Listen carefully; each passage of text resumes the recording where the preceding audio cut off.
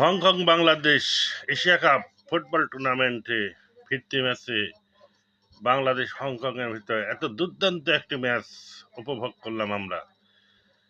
এখন মনে হচ্ছে বাংলাদেশ আসলে একটি আন্তর্জাতিক মানের টিম হয়ে গড়ে উঠেছে। 50,000 দর্শকের মাঝে এই খেলাটি যেভাবে বাংলাদেশ উপহার দিল, দুই দল এক এক গোলে সমতা এনে ম্যাচটি ড্র করলো। তাদের খেলা, তাদের গতি এত ভালো লেগেছে যা ভাষা প্রকাশ করা কঠিন।